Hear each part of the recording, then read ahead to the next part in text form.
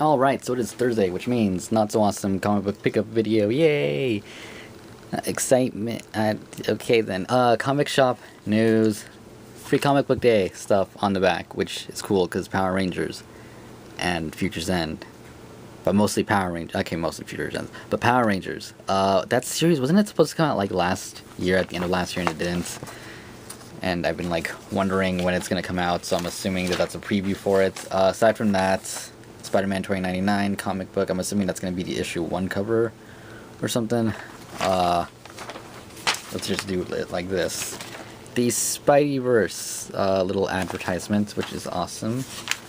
And I think, they have like something for Original Sin, which a lot of people I've been reading in comments and stuff like that, not looking forward to it apparently. I'll get it just because maybe I want to see how it is, but who knows. And Miles Morales Ultimate Spider-Man number 2, which is weird because number 1's not even out yet. But I'm really excited for that. Villain from Peter Parker's past returning and all that cool stuff. Biggest villain from Peter Parker's past, which I guess would mean you know who, but if you don't know who, but you know who. Anyways, Ultimate FF issue 1. I did a review for that yesterday. There'll be a link in the description, hopefully, if I remember to put it there. Because I'm thinking now that I didn't put links in the description for last week, did I? I'm bad at this. But yeah, it was okay. It wasn't bad. Okay, so let's start with Batman and Wonder Woman. Hunt for Robin continues with issue 30. I still kind of want to drop it, but I found out some stuff that's coming out. I believe it's later this year, which I'll talk about tomorrow on the all-new Not So Awesome News show, which you guys should check out. Other than that, this issue wasn't bad. Batman goes to, is it Themyscira? Is that the name of the island? Because Roz thinks there's a Lazarus pit there, and stuff happens. Like, I was actually really surprised of the Wonder Woman stuff because I haven't been reading Wonder Woman in issues. I've been reading it in trade, and I've only got up to trade number 2. I don't know if they're on number 4 yet. They're on number 3 for sure. They could be on number 4, but I haven't read that far, and so apparently some stuff was done since then, so things are different, and that kind of surprised me and spoiled it a little bit.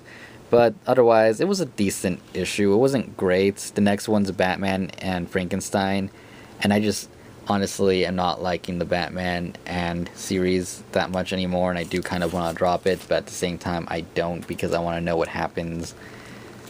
I don't know. And it's $2.99. That's the only main reason why I haven't. Speaking of $2.99, Mega Man issue 35, the Mega Man X variant that has Zero on the cover. I'm not gonna lie, the Mega Man part of the issue wasn't all that great. It was Mega Man and all of them finally make it to where Mega Man and Dr. Light and everybody make it to where Mega Man defeated Raw Moon to see if he really is from space and to see if Wily really was being controlled by him for when he goes to court, which I believe is the next issue. And it's really all about Mega Man overcoming his fear of Raw Moon, even though he's gone, and experiencing different emotions that he hasn't before. And then Breakman confronting, I forgot her name, a different robot master, about, I guess, not why she isn't mad at the person who built her for, I guess, taking away her memories at first, even though she gave them back. And I don't know, it's a whole bunch of drama stuff. The Mega Man X part of it was awesome, though. We have X finally, has been born. It's been a while.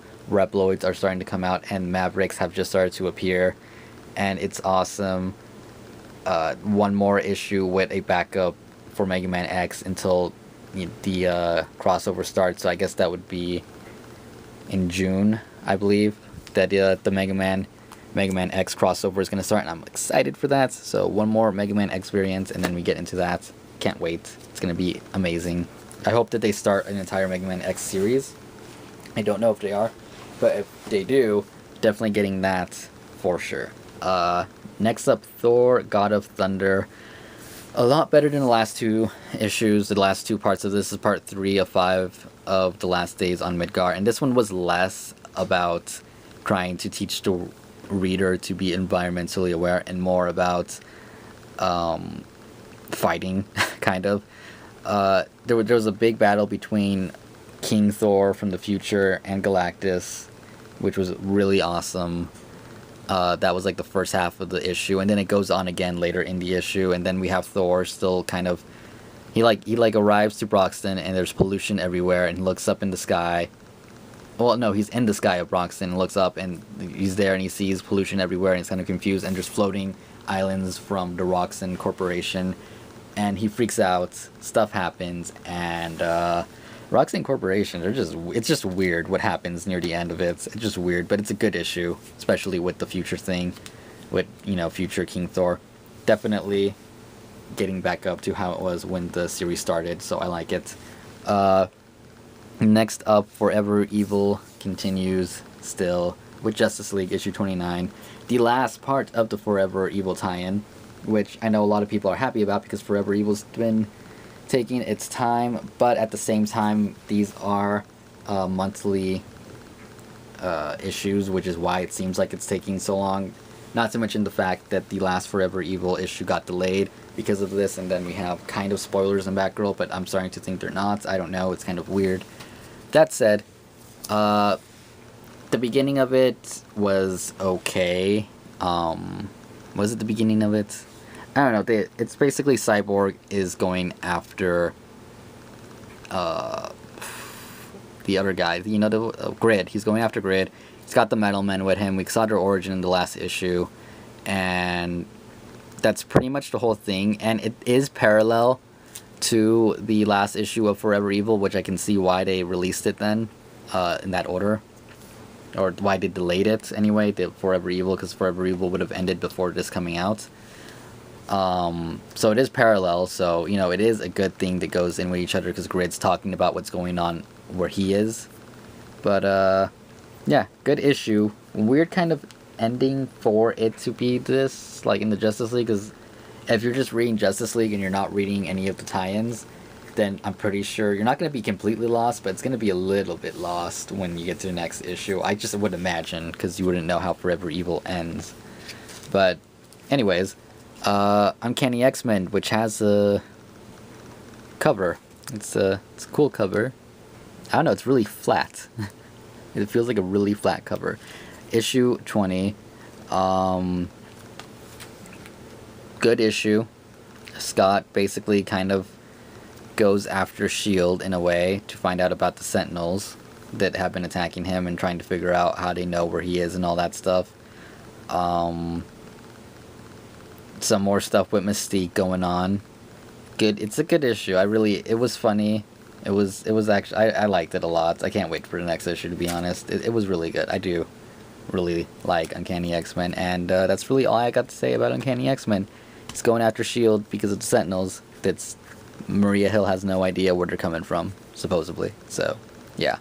Next up, Batman issue 30, Zero Year, the final act. I believe that means there's only 3 issues of 0 Year, so that means there's 2 left, if I'm right.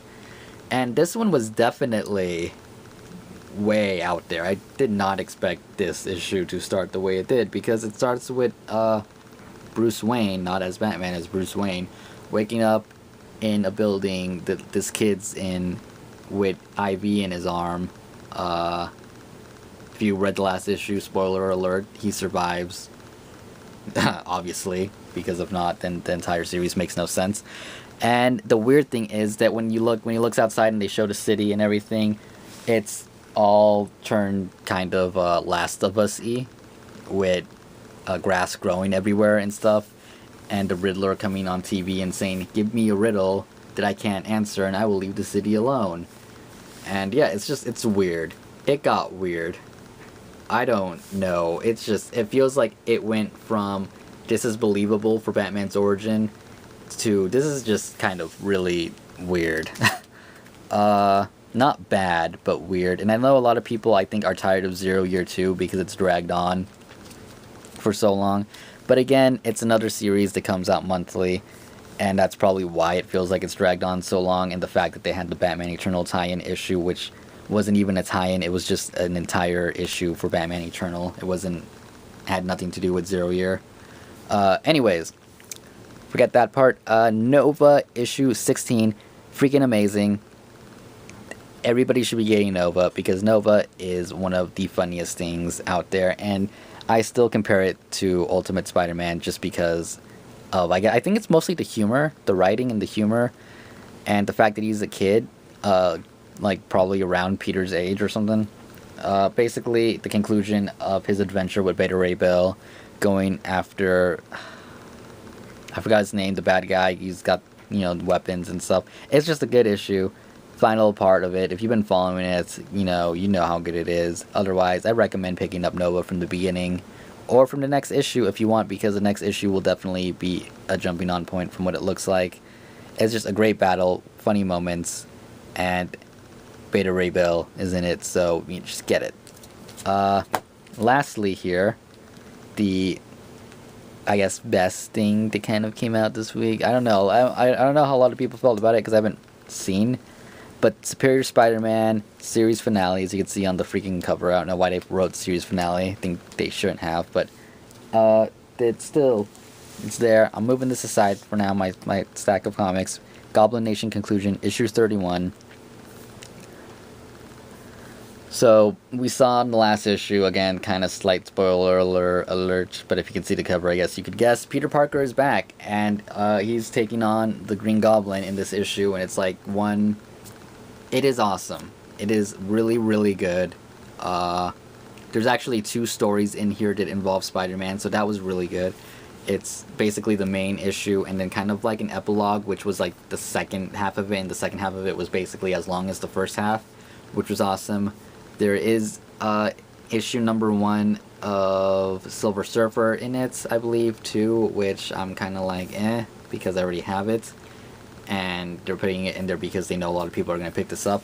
But, yeah, Peter Parker's back, takes on Green Goblin, and, you know, it's just his life is kind of all over the place now because of Doc Ock and stuff. And, yeah, I just recommend reading it, even if you're just going to get all the trades or something. I mean, I got it right here. I don't like how they drew some areas because it's kind of weird. But, yeah, not the best cover art. But, you know, then again, there's other cover art that you could have gotten, because sometimes you just can't have enough cover art here. That's my favorite one. I'm not gonna lie, that is absolutely my favorite Superior Spider-Man cover right there. Spider-Man versus classic Green Goblin. Freaking awesome. This is actually the connecting cover, which will be connecting to Amazing Spider-Man issue number 1, which I believe is a lot like the Midtown variant. It looks like it from here, but I'm pretty sure it's not. And I don't mean the Midtown variant of this issue. I mean the Midtown variant of issue number 1, because it was a lot similar, at least the way I'm looking at it. I don't know if you have it, you know. But yeah, 3 issues, Superior Spider-Man, because I really like variant covers, and I couldn't resist. But that is everything I got this week, and I hope you enjoyed this video. Don't forget to comment if you want, like and subscribe and all that cool stuff. And yeah, you know, Not So Awesome News Show comes out tomorrow. Hopefully, I say tomorrow, but it'll probably won't be out until probably after midnight because of editing and uploading and rendering time. But hopefully it's a good episode. Hopefully the audio will be fixed, because I have a plan to fix the audio if I can find a cord. So we should hopefully be good. Anyways, once again, thanks for watching and all that stuff. I guess I'll see you guys tomorrow if you watch that video and all that stuff. So, yeah, goodbye.